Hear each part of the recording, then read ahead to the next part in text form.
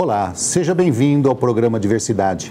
E viva a diversidade, essa maravilhosa demonstração da genialidade do Criador, principal ferramenta da evolução humana pela soma das diferenças. Através dela, o homem cresceu, fazendo comparações, aprendendo com o outro, aprimorando suas técnicas. Agora, estamos a caminho de amar o outro como ele é. E o programa Diversidade tem como tema sempre elevar a autoestima das pessoas com deficiência, melhorar a qualidade de vida da sociedade em geral. Para isso, nós trazemos como exemplo sempre aqui nos nossos programas alguma pessoa que tem uma deficiência, algum técnico que fale a respeito da melhoria da qualidade de vida, mostrando as potencialidades, mostrando que a diversidade realmente é o caminho para aprender com o outro e para crescer mais. Hoje nós vamos conversar com o Dr. Rodrigo Galvão, que é advogado cego e vai trazer para a gente bastante informação, não é isso, Dr. Rodrigo? Tentaremos. Dr. Rodrigo, você nasceu cego ou ficou? Em primeiro lugar, quero agradecer a oportunidade de estar aqui no programa e o convite de participar com vocês. E foi assim, é um processo, eu tenho glaucoma e começou aos 18 anos. Para quem não sabe, o glaucoma é uma doença que ocorre a elevação da pressão intraocular, e essa pressão faz com que a pessoa acabe perdendo inicialmente o campo visual e, por via de consequência, a visão como um todo. Foi um processo gradativo ao longo de 20 anos, que em outubro agora de 2016 veio a cegueira completa, absoluta. Ah, recente então. Recente, é. E você fez direito ou você ainda enxergava? Não, quando eu cursei a faculdade, eu já estava no processo inicial da deficiência, né? Ainda tinha um resíduo visual, tinha baixa visão, mas necessitava de auxílio óptico, de auxílio de colegas. Isso há 15 anos atrás, nós não tínhamos tantos recursos de tecnologia assistiva como temos hoje. Então, precisava de mais apoio dos familiares, dos amigos, para que a gente conseguisse realmente concretizar a formação, né? E hoje você atua como advogado? Atuo como advogado na área privada e também trabalho na Prefeitura de São Paulo, sou concursado, trabalho na Prefeitura Regional Ermelino Matarazzo. Como advogado? Eu atuei uma época como assessor jurídico lá da Prefeitura Regional. Nesse momento eu estou na parte administrativa. Parte administrativa. Isso. Você tem lá equipamentos que ajudam na sua questão, por exemplo, computadores com software adequado para cegos, você tem um ambiente adaptado para você, tem tudo, ou você tem que se virar nos 30, como diz o pessoal? Existe sim, é uma realidade, existe uma precariedade, não dá para que a gente venha falar que é tudo 100%, mas a atual gestão já disponibilizou um equipamento com software, estamos fazendo a licitação para a aquisição de um leitor de telas melhor, com a melhor qualidade, scanner para que eu possa ter acesso aos documentos, enfim, eles estão tentando, dentro das burocracias que a própria legislação exige, fazer essa adaptação para mim. Eu vou te fazer essa pergunta, mas eu já sei qual é a resposta, certo? Então, na parte de computação, a gente tem já a adaptação há muito tempo, há mais de 20 anos, já existe softwares com comando de voz para os cegos e tudo mais. Mas como você trabalha na parte administrativa, você também tem muito documento em papel, você tem pastas em papéis. E, obviamente, isso é quase impossível de fazer em braille, né? Sim. Aí você não tem acesso, tem alguém que lê para você. Como é que faz isso? Ou eles estão fazendo em braille? Essa seria a pergunta. Não, braille não, né? Custo. E também tem a dificuldade, como eu adquiri a deficiência, eu não adquiri a habilidade de ler o braille. Né? Então, hoje, a realidade é que a gente faz a digitalização de alguns documentos, tem um scanner central, digitaliza, passa-se o reconhecedor de caracteres, né? Torna esse documento acessível para que o leitor de telas possa fazer essa leitura para mim. A Prefeitura de São Paulo hoje está num processo de migração. Estamos saindo do processo físico, o de papel, para o processo para o processo eletrônico. Ainda existe um pouco de dificuldade com relação ao sistema, que não está completamente acessível, mas a Secretaria disse que estão implementando nos lugares onde tem um cego, eles estão colocando... Eles estão buscando fazer essa adaptação. Tá. A gente vai entrar num assunto que eu chamei você para conversar, mas antes uma última pergunta a respeito da sua pessoa. Sim. Como você atua também no setor privado, como advogado, pergunta, existe algum tipo de preconceito, ou seja, as pessoas deixariam de colocar um processo na sua mão pelo fato de você ser cego?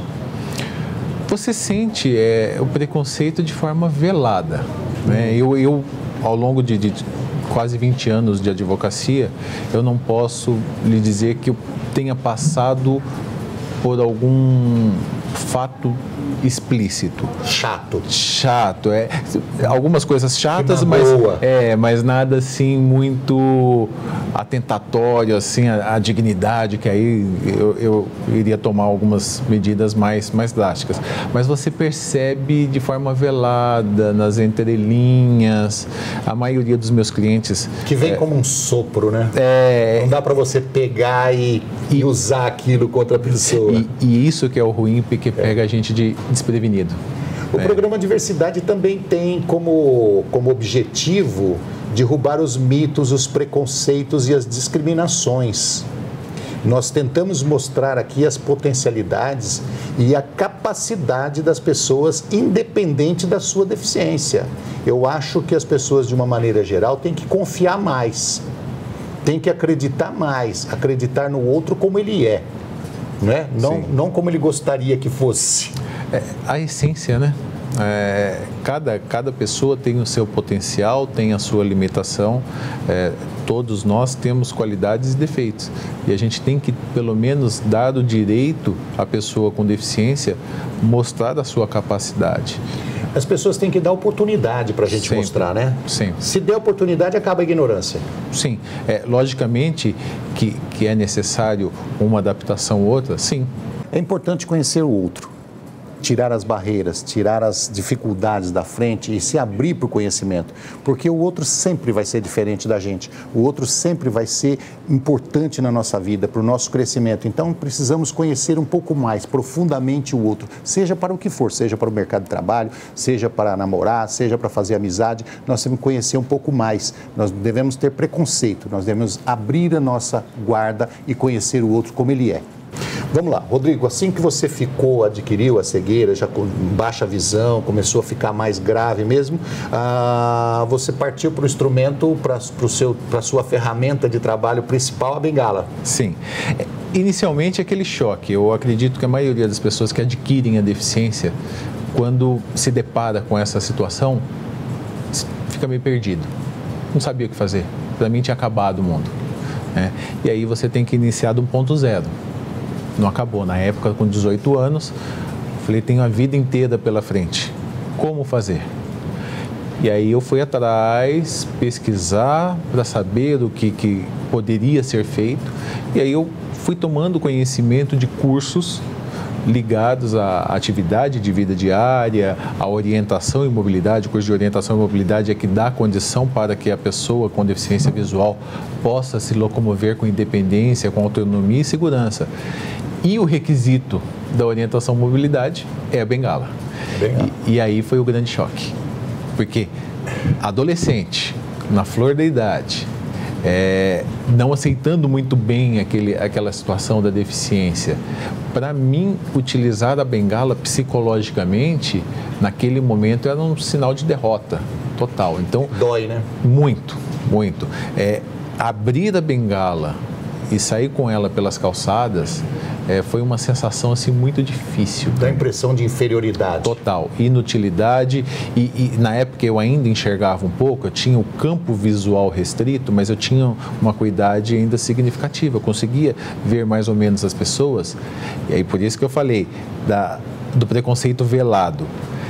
Por diversas vezes eu presenciei, eu andando numa calçada, a pessoa atravessando a rua, a pessoa num ponto de ônibus saindo para não me auxiliar e eu vendo a pessoa, por favor, me auxilie, e a pessoa, aquela situação assim, né?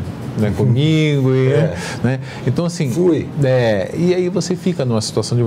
E aquilo para mim mexia bastante comigo, né? E aí foi um processo que eu também acabei não aceitando muito bem a bengala, embora tenha realizado diversos cursos de orientação e mobilidade e tenha desenvolvido uma boa técnica, mas era algo que não me completava, ainda mais pelo fato que eu usei a bengala por uns 8 a 9 anos.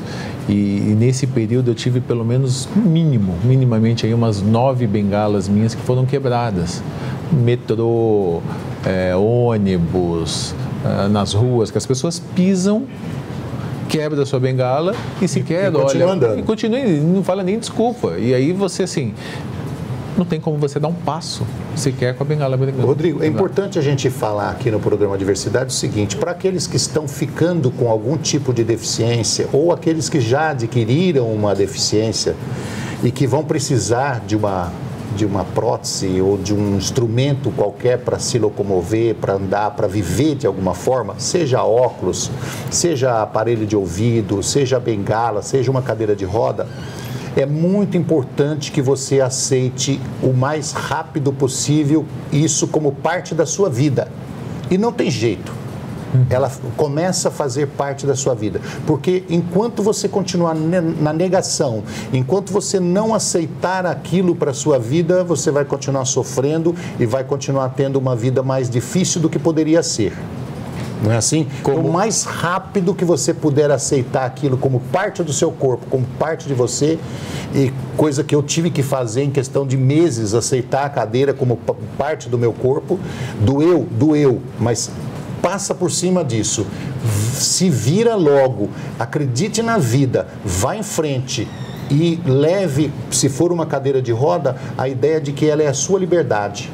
Sim. A bengala é a sua liberdade. Eu brinco que na fase inicial eu não aceitava, como eu disse, muito bem a bengala.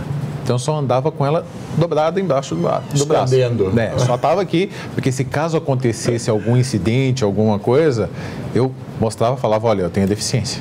Tá. Né? Estava protegido, né? Mas, assim, o momento em que realmente a doença evoluiu de tal forma que eu não conseguia andar 5 passos... Aí você falou, agora não tem mais saída. Que eu tive que abrir realmente a bengala e essa brincadeira dos jovens hoje em dia, né? Aceita que dói menos. Tá ok. Nós estamos conversando com o Dr. Rodrigo Galvão, falando a respeito da evolução dele no trabalho, na vida como cego, e a gente vai entrar no próximo bloco falando a respeito do cão-guia que está aqui com ele, essa maravilha de instrumento para os cegos. Nós vamos para o rápido intervalo e já voltamos.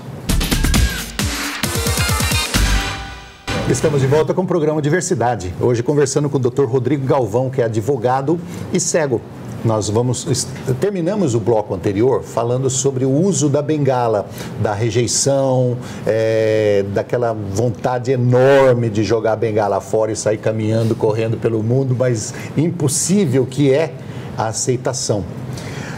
Mas, doutor Rodrigo, depois da bengala você mudou de uma guia, certo? Passou da bengala para o cão-guia. Sim. Como que é esse processo? Só para finalizar, eu não aceitava muito bem a bengala e tinha alguns probleminhas. Que a bengala é um ótimo recurso. Não quero aqui levantar a bandeira de que a bengala é ruim, não. Faz parte, é importante, sim, e é necessária para que a gente possa se tornar um usuário de cão-guia. Mas para mim, não me completava. E aí eu comecei, eu tenho um vínculo muito grande com os animais, desde pequeno, protetor e tal. E eu lendo um determinado artigo, fiquei sabendo a respeito do cão-guia e me interessei. E fui atrás e comecei a pesquisar, a ver instituições que trabalhavam com a formação de cães-guias e comecei a entrar em contato, inicialmente com as instituições aqui no Brasil, e na época não tive resposta, não tive um auxílio, e aí eu parti para os Estados Unidos, mandando e-mail para as instituições de lá, para que pudesse me aceitar na condição de um candidato a um cão-guia. Nós vamos chegar lá. Pera lá. Primeiro eu preciso que você me informe o seguinte: o que é um cão-guia? Raça, tem treinamento, como ele é... O que é um cão-guia? Ele é cachorro, ele é guia, ele trabalha, ele tem sábado, domingo, ele tem folga, tem 13º. Relação de trabalho, tem plano de carreira. Sim. Bom, em linhas gerais, o cão-guia é aceito internacionalmente hoje, inicialmente o cão como a função de guia, mas também tem a possibilidade do pônei na função de guia. Mas isso eu não sabia. Pônei? Isso, pônei. Para cego gigante. Não, mini pôneis, tem essa possibilidade, mas é fora 4 metros de altura. Pode ser, mas é fora do Brasil. A sua esmagadora maioria são cães e aí, internacionalmente, mais de 20 raças já foram treinadas, aptas para exercer essa função. É um recurso de tecnologia assistiva, né, que garante a locomoção da pessoa com deficiência visual. O que importa não é tanto a raça, mas sim o temperamento e algumas características específicas do cão. Mas o que mais se aproxima, por exemplo, dessas características é o labrador, porque a gente só vê labrador em todo lugar. O labrador ele é utilizado pela fácil adaptação dele. Ele é dócil. O temperamento dele é dócil, ele tem uma saúde resistente, ele já tem uma condição de onde você chega, as pessoas já querem afagar, querem ter um contato, mas via de regra, você pega nos grandes centros, por exemplo, em São Paulo, nós já deparamos com cães-guias de raça pastor alemão. Tá. Não é comum, mas são cães tão dóceis quanto o labrador, só que a gente ainda tem culturalmente a imagem do pastor alemão como um cão militar, de guarda, né? Então, e ele tem um horário de trabalho? Sim, o cão ele fica o tempo que a pessoa com deficiência precisar, né? Mas logicamente a gente recebe um treinamento para que respeite sempre o bem-estar do animal, do cão. Então não adianta, por mais que eu tenha uma rotina de 16 horas corrida, quando der para você evitar forçar esse cão em algumas situações, melhor. Ele está apto para todas as situações. Mas... E ele é sempre guia ou ele pode ser cão? Deixa eu explicar para os nossos telespectadores o seguinte, porque o cão-guia, quando ele está com a coleira dele, a alça, né? O arreio dele instalado, ele é o cão-guia, ele está de trabalho. Ele não pode brincar muito, ele não pode obedecer chamado de outras pessoas, inclusive de preferência que as pessoas que chegam perto de um cego que tem cão-guia não fiquem brincando muito com o cachorro, porque ele está a trabalho. E como todo trabalhador sabe, no trabalho não se deve brincar muito, o cão sabe muito bem disso, né? Então o cão está a trabalho.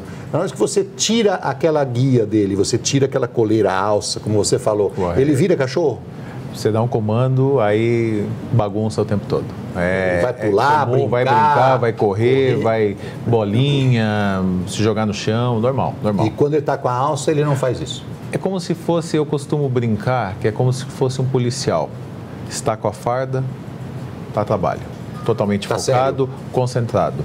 Tirou a farda, relaxou em casa. Tirou a farda, toma uma cervejinha. Aí é vida pessoal e... E o cão faz exatamente isso. A mesma coisa.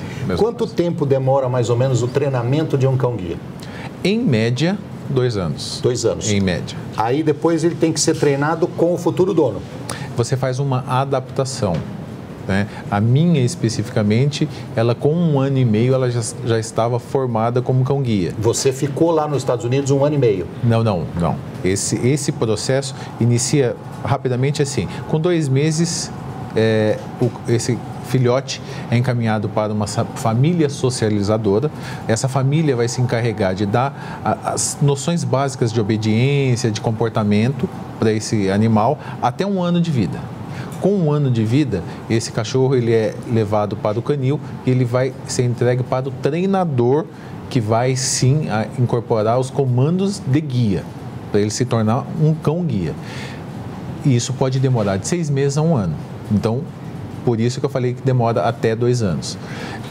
Terminou isso, vai para um instrutor, que aí é o profissional habilitado. É pós-graduação. É um profissional que tem um pouco mais de experiência, porque ele vai fazer a junção, a adaptação, a aproximação entre o cão e o cego.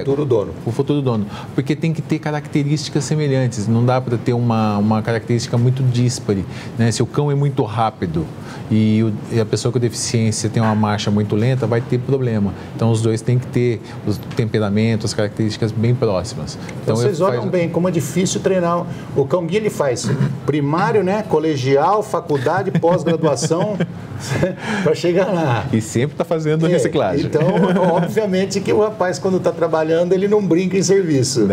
Com certeza não. E é caro para adquirir um cão-guia? Então, nos Estados Unidos, que é onde que eu tenho a experiência, é doado. É doado. O difícil é você conseguir ser aprovado na avaliação. É você passar, ainda mais por ser estrangeiro, eles dão prioridade, obviamente, para o âmbito interno, né? Mas tem uma cota que eles liberam para estrangeiros. No Brasil, mas de qualquer forma fica caro, porque você tem que ir até lá, você tem que ficar uma temporada para aproximação, para na escola que eu fui, custo zero. Hospedagem, viagem, alimentação, custo zero. Doação. Nossa, que maravilha. Total. Eu fui agraciado. E as pessoas que querem se inscrever, como é que faz? Entra em algum site? Essa instituição especificamente, ela se chama Guiding Eyes for the Blind.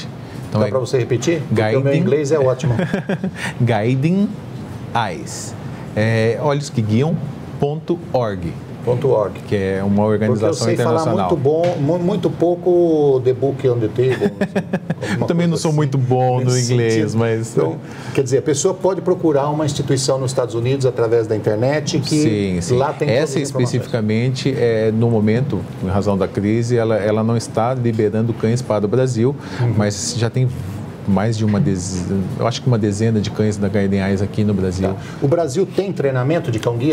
Tem. Como eu disse para você, eu já tive informações que, infelizmente, já cobram de pessoas com deficiência até 60, 80 mil reais por um cão-guia. Eles querem repassar o custo do treinamento para o usuário, que fica muito difícil. Mas por que essas instituições não procuram patrocínio, que é o caso dos Estados Unidos? Porque eles não dão de graça, eles têm patrocínio. Total. Bom, o Brasil sempre inovando, né? Aí é uma questão cultural. O governo até tem um projeto, tem algumas escolas que estão, mas as escolas têm muita dificuldade justamente nessa parte de patrocínio e de bons profissionais que estejam realmente capacitados, habilitados para fazer o treinamento. Não vamos criticar, sim. Porque as pessoas estão fazendo com bom gosto, sim. Com boa vontade, mas, sempre tem o mas, com um monte de vírgula na frente, se houver um lucro extraordinário por parte das pessoas que estão fazendo esse treinamento, a gente é contra. Certo? Sim, sem então dúvida. Não vamos afirmar que existe, mas se houver, nós somos contra. Sim. Ok? Porque se você está fazendo uma benemerência, se você está querendo ajudar o próximo, não pode ficar rico em cima disso. A gente sabe que o treinamento realmente é bem complexo e é caro, né? Mas tem algumas coisas que são realmente, fogem um pouquinho da realidade. Rodrigo, uma das características do cão-guia que eu soube há muito tempo atrás, que me deixou impressionado, foi a questão da desobediência inteligente. Conta pra gente como é que é o que é esse treinamento? Essa desobediência, aí é onde que entra a inteligência, o temperamento do cão. O cão ter a capacidade de avaliar uma determinada situação para ir contra o meu comando. Por exemplo, situação de perigo. Situação de perigo. Por exemplo, chego para fazer uma travessia de rua, dou o comando para minha cachorra atravessar e ela verifica que existe um perigo, um carro que está atravessando um sinal vermelho, alguma coisa, ela tem o direito e o dever de me desobedecer. Eu dou o comando para ela entrar no elevador e ela, de repente, verifica que o elevador não parou no andar, ela não vai me obedecer. Então, ela tem que ter essa condição de avaliar a situação, avaliar o potencial perigo e nos tirar, né? Não só a mim, mas ela também dessa situação. Olha que característica interessantíssima essa, porque o cão é conhecido como o melhor amigo do homem e ele é conhecido também porque ele é super obediente. Então, o cão-guia, quando está a trabalho, ele tem a desobediência inteligente, ou seja, se tiver uma situação de perigo, um buraco na frente do cego e o cego der ordem para ele caminhar, ele vai parar e até atravessar na frente sua para você não ir. Ele vai bloquear. Se ele não tiver uma condição de mudar o caminho, ele vai bloquear, ele não vai deixar que... É importantíssimo isso.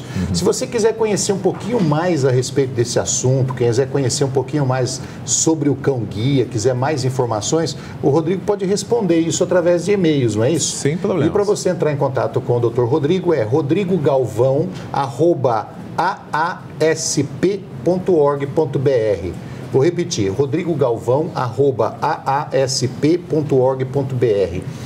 Rodrigo, me fala a respeito do cão de assistência.